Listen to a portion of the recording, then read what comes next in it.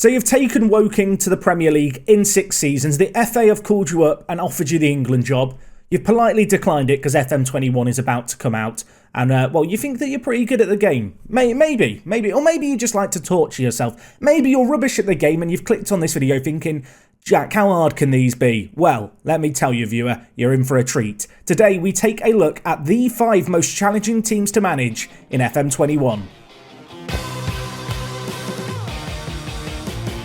So yes guys, today we are going to be looking at 5 challenging teams to manage in FM21. These are all available in the vanilla game with no custom databases. I've also decided to veer away from the obvious ones like Bilbao, like the San Marino Challenge. These are 5 clubs which I think are super hard to manage in this year's game from all corners of the world. And I do hope you enjoy it. If you do go on to enjoy this video, do make sure to drop a like on it. If you're new to the channel, subscribe. And without further ado, let's get into this. So kicking off this countdown, in at the number 5 spot, we've got Svetogorsk, who play in the Belarus second tier, also known as the First Division, a division where almost half the league start on negative points because, well, apparently people in Belarus like to match fix, and one such team is Svetogorsk, the team you'll be in charge of. They actually only start on -9 points, which compared to Naftan on -15 doesn't seem quite as bad. Unfortunately, the media don't really rate you. Yes, a 400 to 1 odds of winning the league and winning promotion. And equally, if you look at the key players in the league and go all the way to the bottom, yes, you have the 2 worst key players in the league. It's not particularly great. You've got the lowest wage budget in the league. You've got £50 to spend. I was going to say 100, that's an exaggeration. You've got £50 to spend on your wage budget.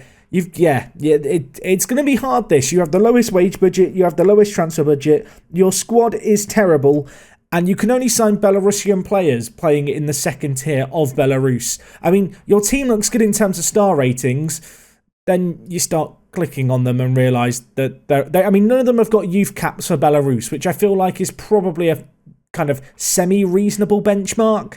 And yeah, it's not the biggest of squads either.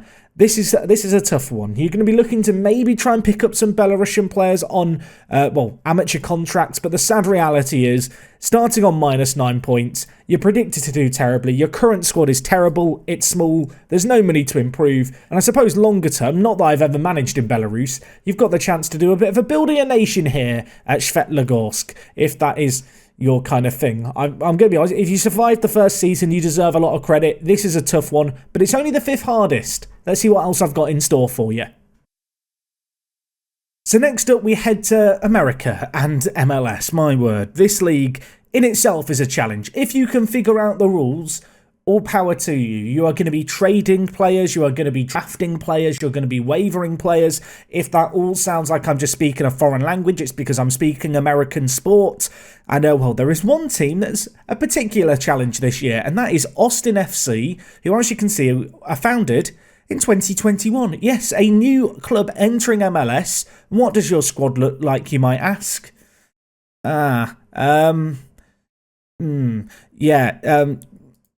You have an academy, but you have 2 first-team players. And, it's a challenge. That's perhaps an understatement. I mean, the board expectations aren't too high. Club cultures have signed players under 23 for the first team, signed players in development for a profit. First season, finish bottom of the league is the aim. Actually, that's the season where you're not playing. So, to be fair, you probably will finish bottom that year. But entering the 2021 season, just avoid finishing bottom and just do that for the next few years. That's basically the long and short of it. You've not got a whole lot of money to spend either. The wage budget is fairly poxy. A transfer budget allows you a little flexibility, although America will limit what you can really do with that money. But you do have 2 little things worth being aware of. The first of which is the expansion draft, which is a draft mechanic, which you won't find in many other leagues in Football Manager, where essentially, because Austin are new to the league, each MLS club is allowed to protect 12 players, and then Austin, or you as manager of Austin, get to steal 5 players from different teams around the leagues to add to your roster. So, yeah, you'll add 5 players that way, I suppose, on day one of you being a manager, which isn't a bad way to prepare. But beyond that, if we look towards the start of January, you've also got the Super Draft, which is the annual draft in America, where you'll be able to get in some regens right away for you regen lovers out there, and you get the first overall pick. And whilst the draft, unlike other American sports, isn't the be-all or end-all, a lot of the time the best talent comes through the academies in MLS, it does give you the pick of the next generation of American footballers. And because you've got the first overall pick, you've got a dilemma. You can trade it away, or you can keep it and then pick out the best youngster you can to add to your ranks early on.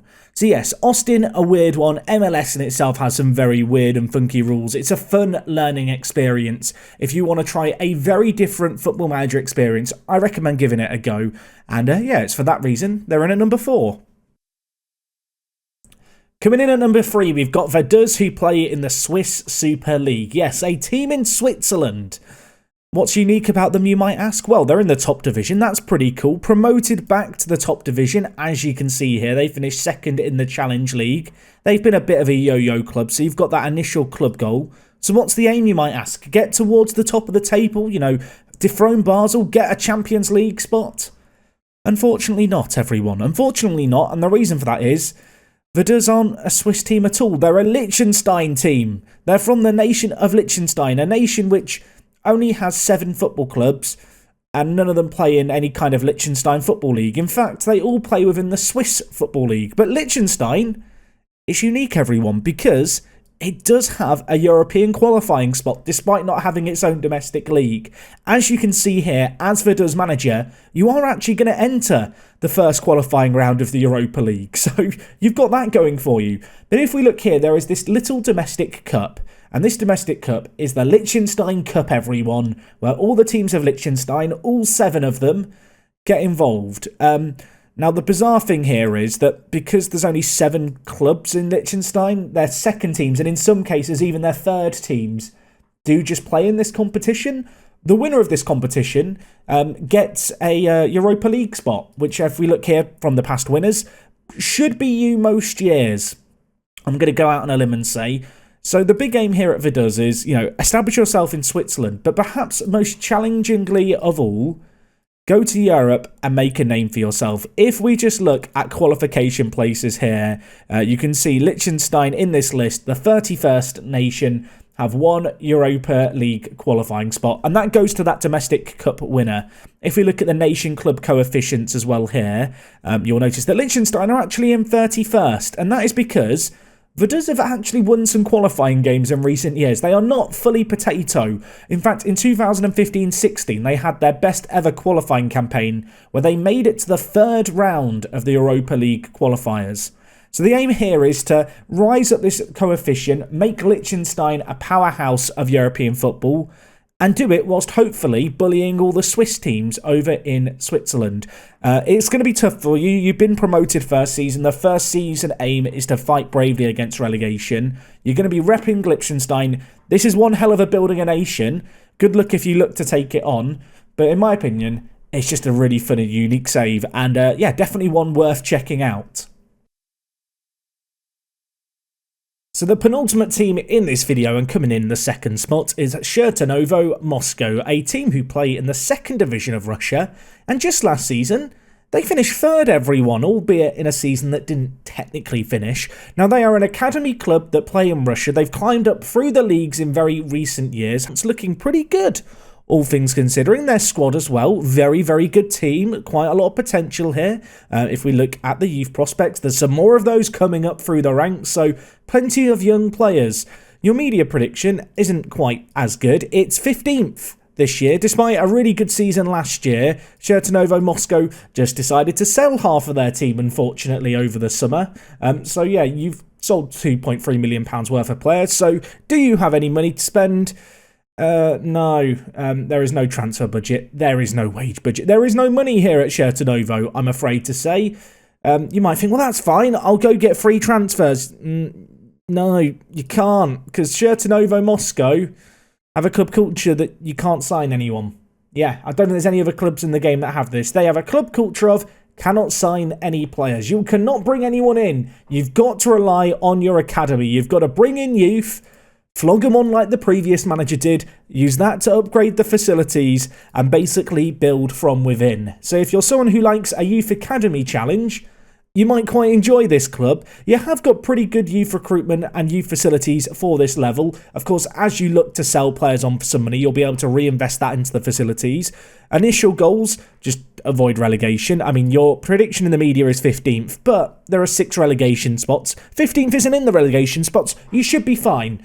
But yeah, longer term, it's going to be a bit of a challenge here at Shirtanovo. Establish your reign, I suppose, improve the facilities, sell some players on, and keep that conveyor belt of talent going to aim for the top flight of Russia and beyond. I know this won't be for everyone because some of you love to sign players, but if you are all about the youth, or you just like pain and suffering and want to try a very unique team with a very unique club vision, Shirtanovo Moscow might just be the team for you.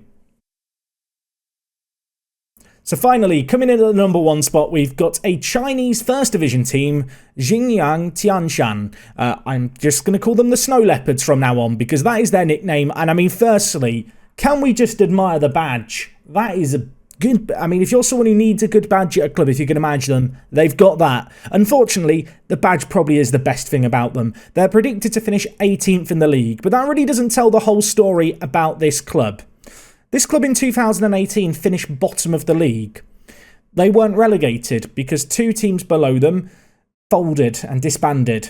In 2019, the season before last, they finished 4th from bottom. The 3 teams below them were all teams that were disbanded. And most recently, in 2020, this season that wrapped up just a few weeks ago in China, it was a pandemic hit season, they didn't win a game and they were relegated, finally. So this is your final chance to manage these guys. I have no doubt in January, with the later update on the database, they will not be playable anymore. So if you fancy a challenge, check out the Snow Leopards. They're predicted to finish bottom of the league. If we just look at the season preview, everyone else has some odds of getting promoted. Everyone else has a chance. We do not here at the Snow Leopards. Your key players are...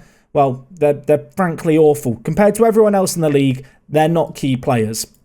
If we look at the squad, you can see the wages that your team are on here. Your highest earner's on £4,000. Allow me to show you the rest of the teams in the league and their wages. Zhengyang Energy Greentown, they've got a player on £44,000 a week. Beijing BSU, again, the wages, there's a bit of a contrast here between your wages and everyone else's. Yeah, your wage budget is £22,000.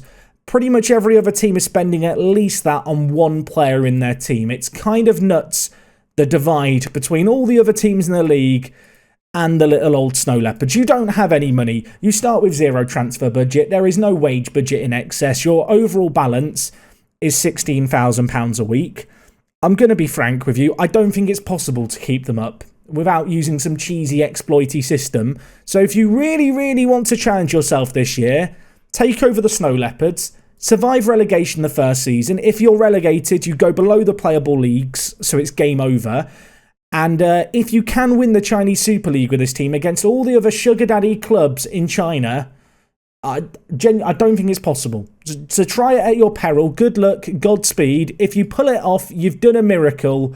And I think it's kind of obvious why they're at number 1. I just think they're an impossible save. That is Xinjiang Tianshan Leopard. Not saying that correctly, but there you go. Number 1, you've won something, Snow Leopards, and it's not just for your logo, where you'd be pretty high in my estimations. Give them a number 1 for the logo, number 1 in this spot. They're impossible. That is that. Anyway, guys, that does wrap up this video from me. If there are more challenging teams that aren't featured in this video that you think are harder than these, let me know them down in the comments. If you would like to see maybe a part 2, some more teams to try out, perhaps we can do that down the line. Of course, I hope you've enjoyed this video. Make sure to check out the rest of our Football Manager Countdown videos. And other than that, it is me, Jack. Drop a like on the video if you've enjoyed, and I'll talk to you guys in a bit. I'm out.